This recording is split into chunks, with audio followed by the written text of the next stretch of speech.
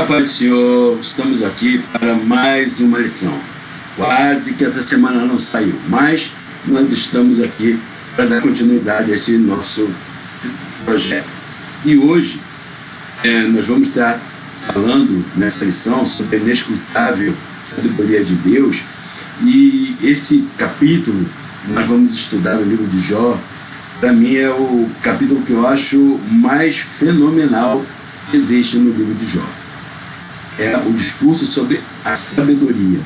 E, a meu ver, esse discurso ele ainda é mais eloquente, ele é mais profundo do que o discurso que Salomão vai fazer a respeito da sabedoria em Provérbios. Okay? Então, vamos lá. Jó é a inescrutável sabedoria de Deus.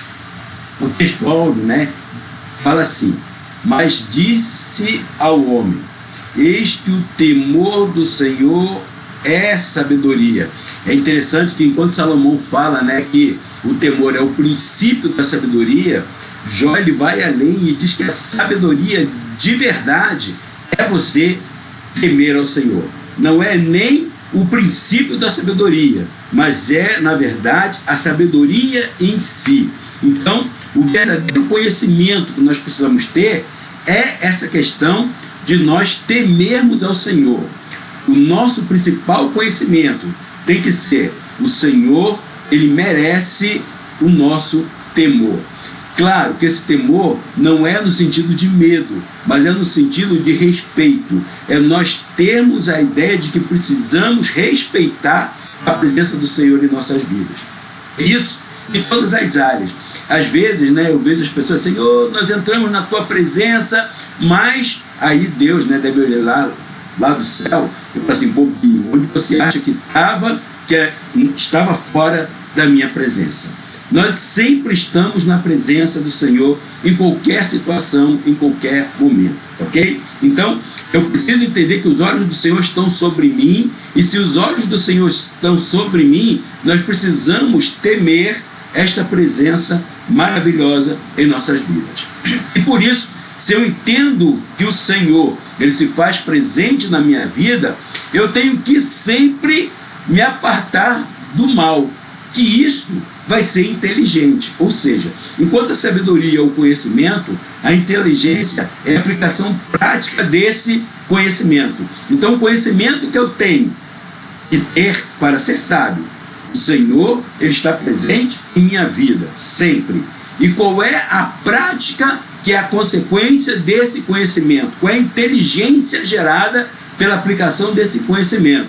É eu me apartar do mal, ok? Então, esse aí é o princípio que está no texto áureo. E a verdade prática, ela vai reforçar isso quando diz que a verdadeira sabedoria está associada ao temor do Senhor e não ao mero acúmulo de conhecimento. Não adianta nós sabermos. E é interessante, no livro de Eclesiastes, ele diz que a finalidade do homem é adorar a Deus. Eu posso ter uma família muito bonita, eu posso criar muitos bens, eu posso ser um camarada inteligente, eu posso fazer grandes feitos nesta vida, mas se eu não louvei ao Senhor, se eu não adorei ao Senhor, a minha vida terá sido uma perda de tempo.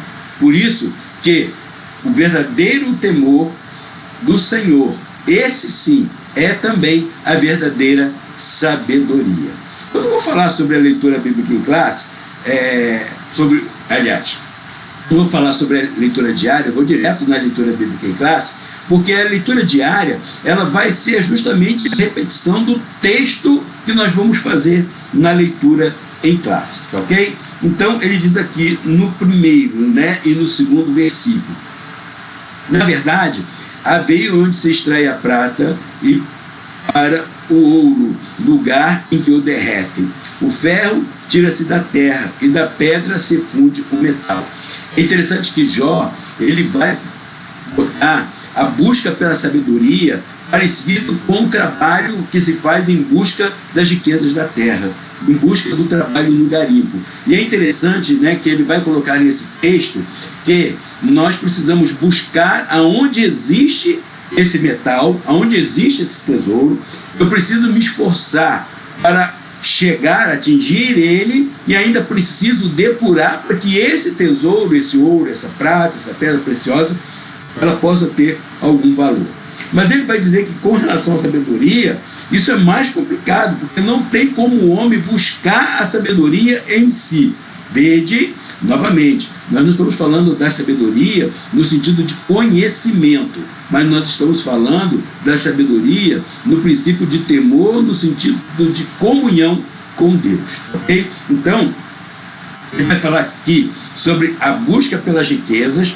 Ele vai dizer aqui também do 3, 4, 5, 6, ele vai falar sobre o esforço que se tem para buscar essa riqueza.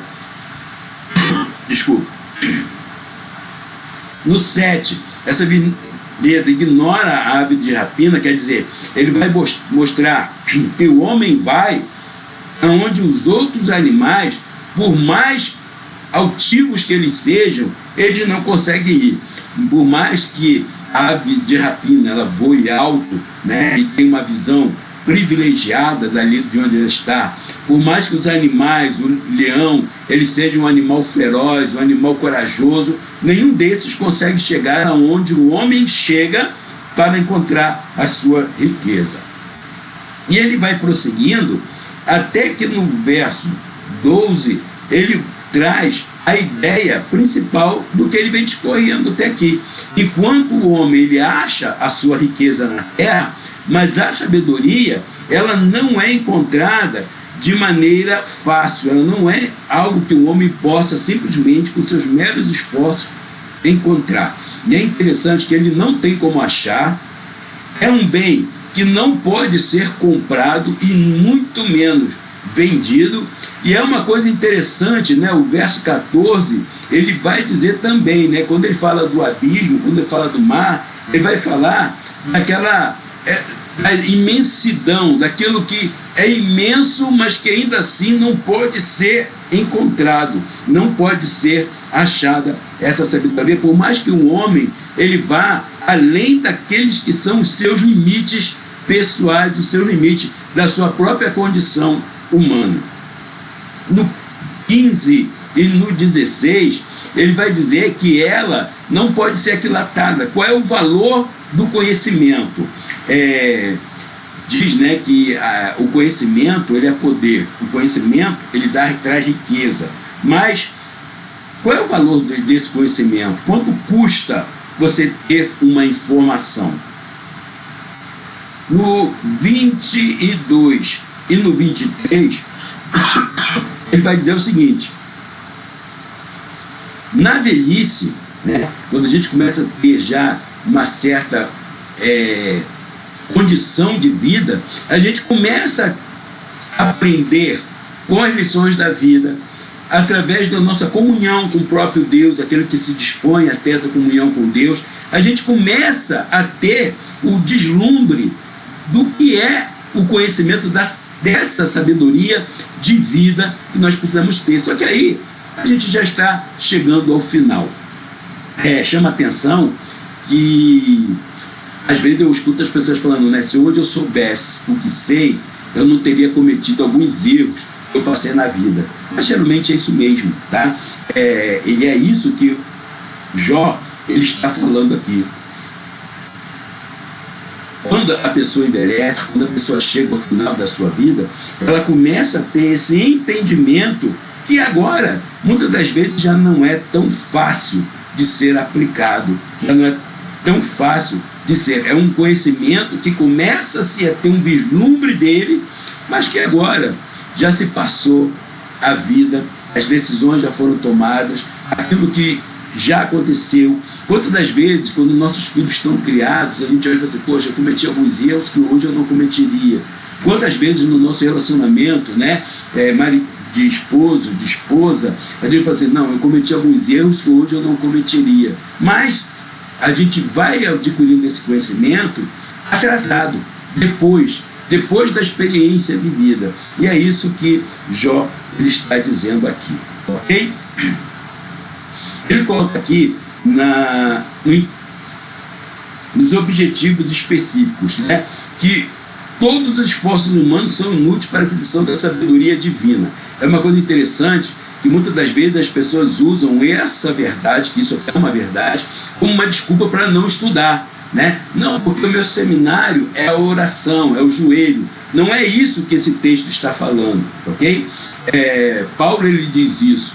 Ele era uma pessoa que estava instruída, uma pessoa que tinha o conhecimento humano, mas ele reputa isso tudo por perda e dar lugar ao conhecimento na busca por Deus, na busca pela presença do Senhor. Mas isso não faz com que Paulo ele venha desprezar o conhecimento que ele já tinha tido até aqui, ok? A sabedoria tem o seu preço, que excede todos os bens materiais existentes. Isso aí é uma verdade. Primeiro, a nossa própria sabedoria humana, ela já tem um custo, né? Ninguém vai aprender se não se esforçarem em aprender, em estudar, em adquirir conhecimento. Mas a sabedoria divina também ela tem um custo. E qual é o custo? Primeiro, é a comunhão que eu preciso ter com Deus para que eu possa adquirir essa sabedoria divina. E segundo, a Bíblia diz que aquele a quem muito se dá, muito se exige. E à medida que eu tenho esse conhecimento de Deus, também eu vou ser requerido diante de Deus por esse conhecimento que eu tenho no meu dia a dia, ok? Então, e revelar o terceiro objetivo, né, que o verdadeiro valor da sabedoria é de natureza espiritual, sim. Por mais que a gente busque a sabedoria humana, mas a gente aí termina uma faculdade, mestrado, doutorado, aí por volta dos 30 e poucos anos de idade, 30 e poucos anos de vida, isso no caminho tradicional, mas a nossa vida profissional é o quê? Outros 30, 40?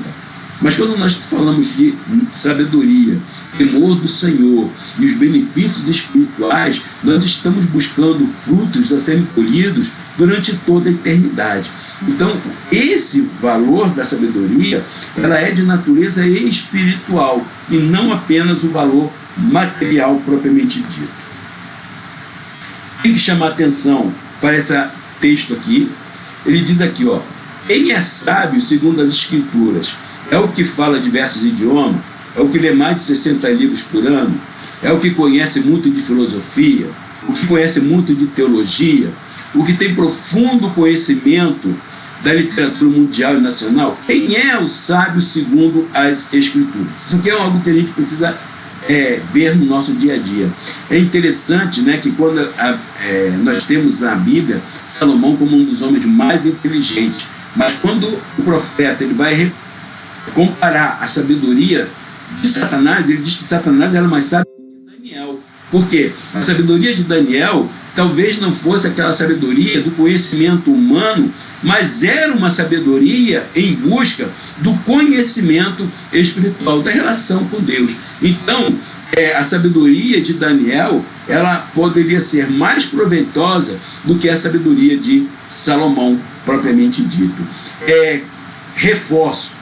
Aqui não há nenhuma reprovação às atividades contidas nas indagações acima. Estudar as Bíblias, a Bíblia, é importante? Buscar conhecimento de idiomas é importante? O que ler vários livros é importante?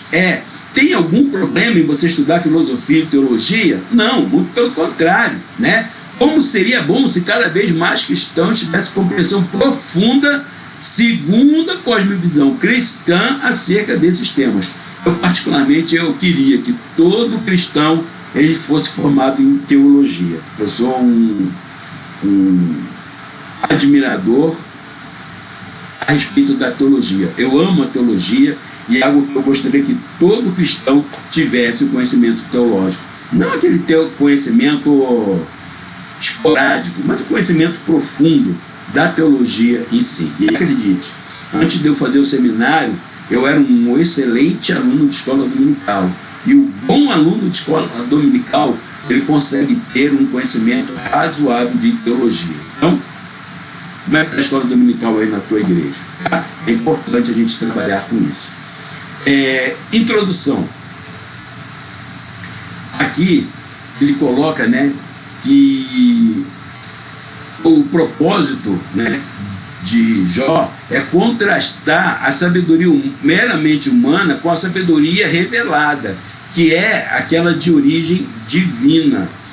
Fazer esse contraste, né, da sabedoria humana, que ela pode ser vendida, né? Eu vou lá e pago por um concurso, eu pago por um livro, eu pago por um conhecimento de alguma coisa, eu posso passar por meus filhos, né? Nós podemos passar de pai para filho, o filho que aceita, o pai que se propõe a educar os seus filhos, pode passar, mas a sabedoria divina, ela é individual. Cada um tem que buscar em Deus. Não tem como se vender, não tem como se transmitir, não tem como passarmos como herança. Essa sabedoria é algo que precisa ser buscada pessoalmente, individualmente, cada um com Deus. Por quê?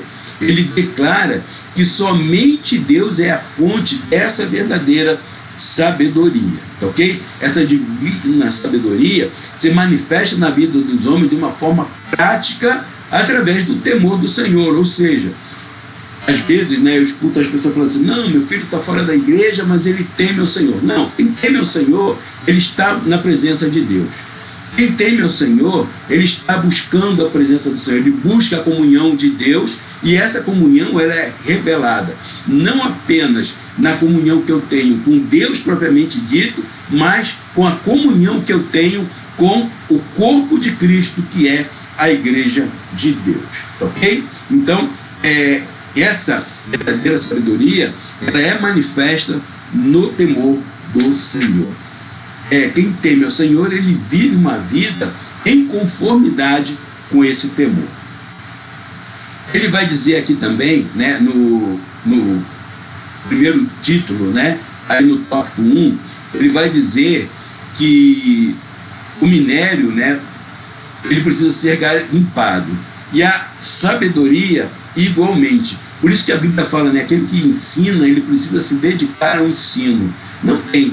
Que é a coisa mais desagradável a gente ver um professor de escola dominical que chega na sala e fala assim: essa semana eu não tive tempo de estudar a lição, então vamos ver o que acontece. Poxa, se você é professor, não teve tempo de estudar, se você não tem tempo de se dedicar, não tem tempo de se preparar, então passa esse trabalho para outro que vai ter a condição de fazer a obra do Senhor. Não tem como o pregador que não gosta de pregar, o pastor que não gosta de pastorear, o professor que não gosta de ensinar. Me desculpe, mas são pessoas que estão em ministérios equivocados. Se você não consegue estudar, se você não consegue se preparar para a aula, então você precisa dar essa função de professor para outra pessoa, que ela possa dar continuidade a isso. Ele vai dizer que o minério existe, mas está enterrado. E a sabedoria, ela também existe, mas ela está oculta. Ela não está disponível para qualquer um. No tópico 2, né, ele vai dizer: como quem explora o minério, assim o homem faz com a sabedoria. Ou seja, assim também ocorre no empreendimento do homem pela busca pela sabedoria. Mas apesar de todo o esforço nessa procura, Jó crê que isso tem sido feito sem sucesso. Sim, o homem, ele tem usado esforço pessoal em busca da sabedoria, mas isso aí, muitas das vezes, não tem tido sucesso. Por isso que a ciência em si, ela tem falhado em buscar a satisfação do ser humano.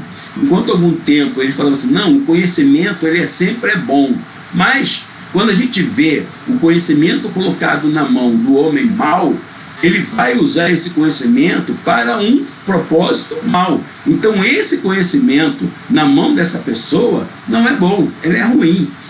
A mesma energia nuclear que eu uso para fazer um tratamento de câncer é que eu posso jogar sobre uma cidade e matar milhões de pessoas. Então, o conhecimento, ele necessariamente, ele não é bom. Ele só é bom quando ele é aplicado de maneira ética, de maneira correta, ou seja, quando eu uso esse conhecimento no temor do Senhor. Aí sim, quando eu uso conhecimento no temor do Senhor, aí eu posso dizer que esse conhecimento, ele é bom.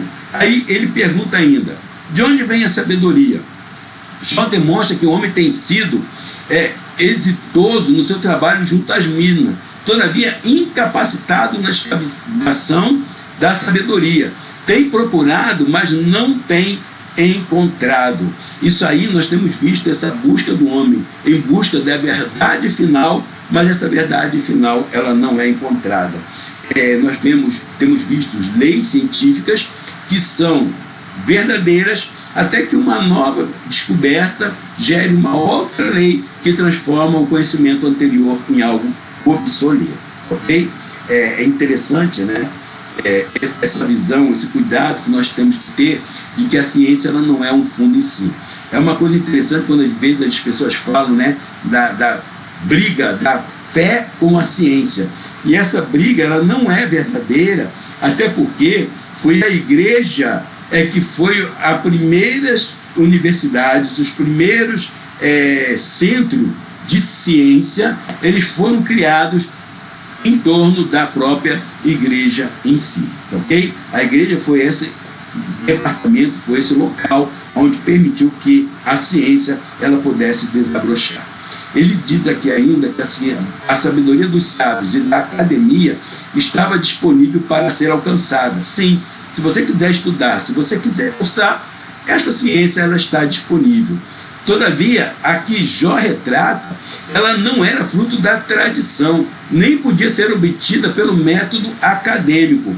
Embora os metais preciosos pudessem ser encontrados na terra escavada, a verdadeira sabedoria não podia ser obtida pelo simples esforço humano. Ou seja, a verdadeira sabedoria ela é obtida mediante a comunhão com Deus e a revelação do próprio Deus. Portanto, a verdadeira sabedoria não era propriedade dos sábios, mas uma dádiva de Deus. Tiago nos lembra que se alguém tem falta de sabedoria, peça a Deus que a todos dá deliberadamente e não lança em rosto e ser-lhe-á dada. Ou seja, é sabedoria, busca também em Deus.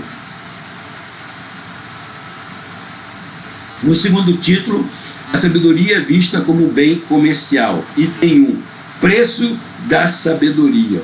Ele aqui coloca que há uma diferença entre o que Jó ensina e o que o Salomão ensinou sobre a sabedoria em Provérbios. Em Salomão, a sabedoria tem um custo e pode ser encontrada, ser buscada com diligência e entendimento.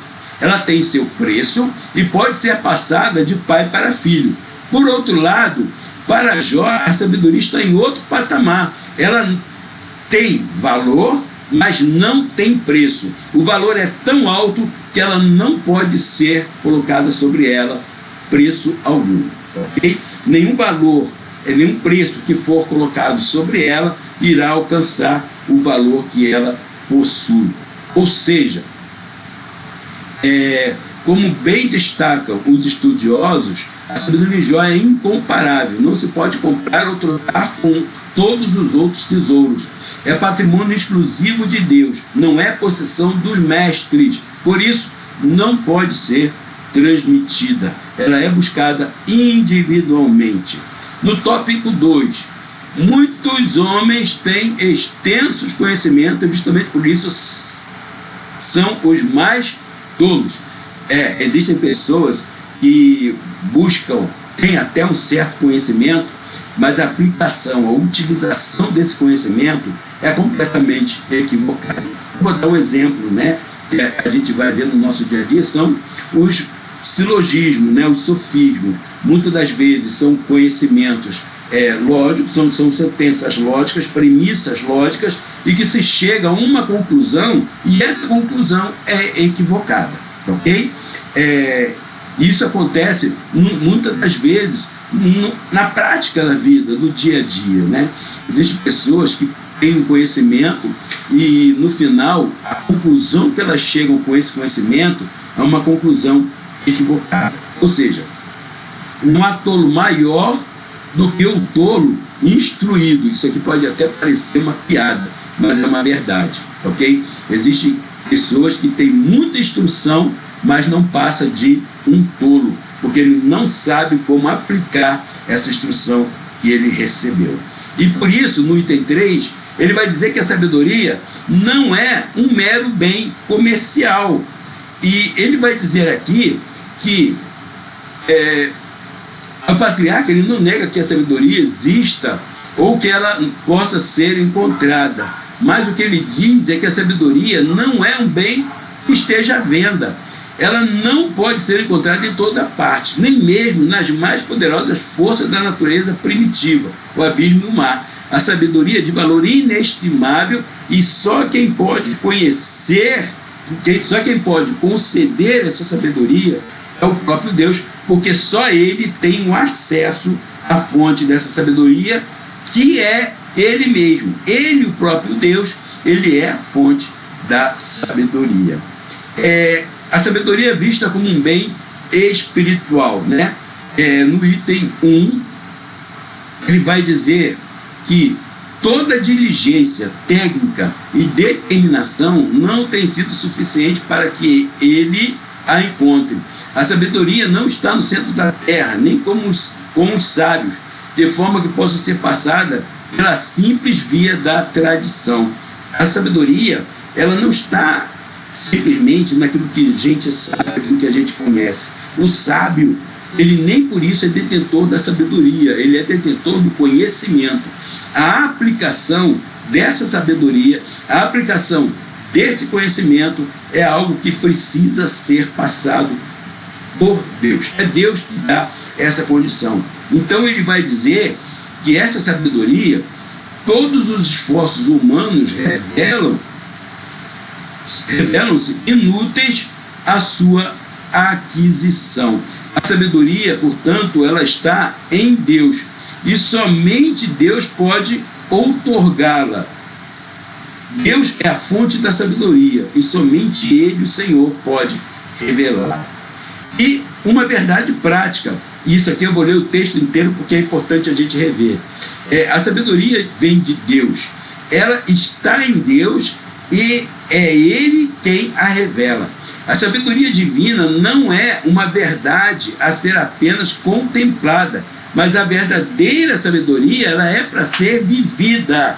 O Evangelho não é uma filosofia, o Evangelho é uma prática, um modo de vida. Precisamos viver a sabedoria, precisamos viver a vida de acordo com o conhecimento recebido de Deus. Eu preciso viver a minha vida de acordo com o temor do Senhor.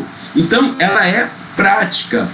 Jó diz que a sabedoria está no temor do Senhor. Não adianta eu simplesmente saber que adultério é pecado, eu tenho que não adulterar. Não adianta eu entender que roubar é pecado, eu tenho que não ter gato da Light, gato da Luz, gato da NET na minha casa. Não adianta eu falar assim, não, eu não posso me apoderar daquilo que não é meu, se eu pego o troco a mais e guardo no bolso. Eu preciso viver a vida prática. Aquilo que eu sei, eu preciso viver. Não adianta eu dar palestra sobre relacionamento conjugal, falando sobre o casamento perfeito, quando eu e minha esposa vivemos em guerra, onde eu e os meus filhos vivemos em guerra. Ou seja, o aprendizado, ele tem que ser colocado em prática. O temor do Senhor aproxima o homem de Deus e o afasta do mal. Sim, se eu temo ao Senhor, eu me aproximo de Deus, porque eu recebo a maravilha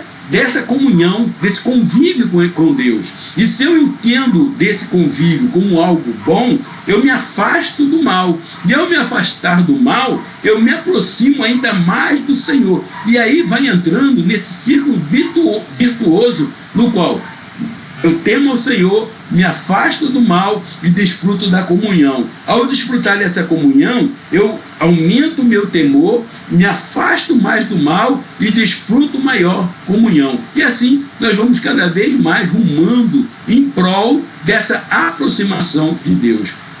A sabedoria, portanto, ela é relacional, ela é fruto da nossa relação com Deus.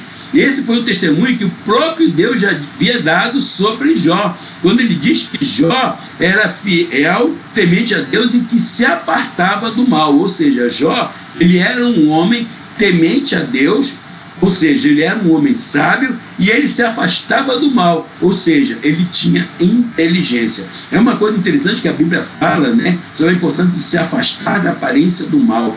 Não é só se afastar daquilo que é propriamente ruim, mas afastado daquilo que também pode parecer ruim. Se nós, como cristãos, vivemos a nossa vida e temos que sempre estar dando explicação daquilo que a gente faz, e pode parecer ruim, errado, mas a gente fala assim, não é ruim, e a gente está explicando para que as pessoas entendam que aquilo não é ruim, é bom. Mas se eu tenho que toda hora estar explicando que não é ruim, é bom, então isso tem uma aparência de mal, mesmo que não seja propriamente ruim. Então, a Bíblia fala, fuja da aparência do mal.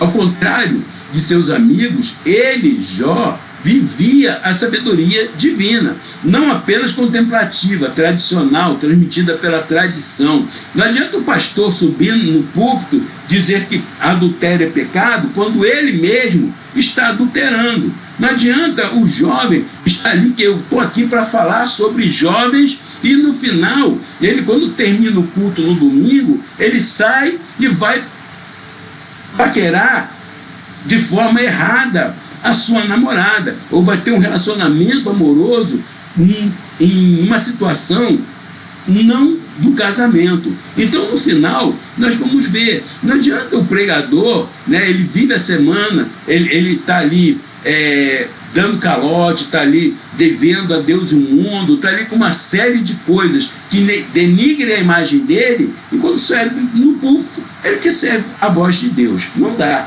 né? Simplesmente Deus, ele não usa esse tipo de pessoas. A sua sabedoria de Jó era uma verdade revelada. Por isso, convertia-se em ação prática e relacionamento duradouro. A verdadeira sabedoria é uma vida de temor do Senhor que vai gerar um relacionamento duradouro com esse próprio Deus. Ok? No final, aqui na leitura em prática, ele vai dizer que a sabedoria, ela não é alcançada, né? Diz na conclusão, a sabedoria é um bem valioso e caro. Ela não tem preço, mas, sobretudo, valor. Ou seja, a sabedoria, ela é algo que vai ter um valor extremamente alto, e por isso ela não pode ser colocada sobre ela um preço, não pode ser colocada sobre ela uma compensação financeira, tá ok? Por quê? Por mais que você coloque dinheiro, por mais que você coloque riqueza, por mais que você coloque algo que seja para alimentar essa sabedoria, para dar o dinheiro para que ela possa ser remunerada, para que ela possa ser recompensada, mas o valor dela nunca será realmente alcançado. Ou seja, quem teme ao Senhor é um sábio. Irmão, se você é temente a Deus, você é um sábio. Mas se você não teme ao Senhor, se você vive a sua vida fora desse entendimento, então você não tem a sabedoria divina na sua vida, por mais diploma, por mais conhecimento que você tenha na sua vida. Ok? Na semana que vem, nós vamos estar aí de volta, agora com a lição 10, e nós vamos estar aí com a última defesa de Jó. E aí nós vamos ver, o último amigo vai se pronunciar, e depois o pronunciamento do próprio Deus. Ok? Que Deus possa aí nos abençoar, e nós nos vemos aí na semana que vem. Que Deus nos abençoe, fique na paz e não deixe de compartilhar esse nosso trabalho para aquelas pessoas que muitas das vezes não têm acesso à escola dominical, não podem estar presente. Vocês podem aí passar o nosso link, que nós podemos aí estar atendendo. E qualquer dúvida, qualquer coisa que vocês queiram ampliar no conhecimento daquilo que foi passado, é só deixar aqui nos comentários, que nós, no dia a dia, nós vamos aí acrescentando algo, ampliando esse nosso conhecimento. Ok? Que Deus aí possa nos abençoar. Até o nosso próximo encontro. Fique na paz do Senhor.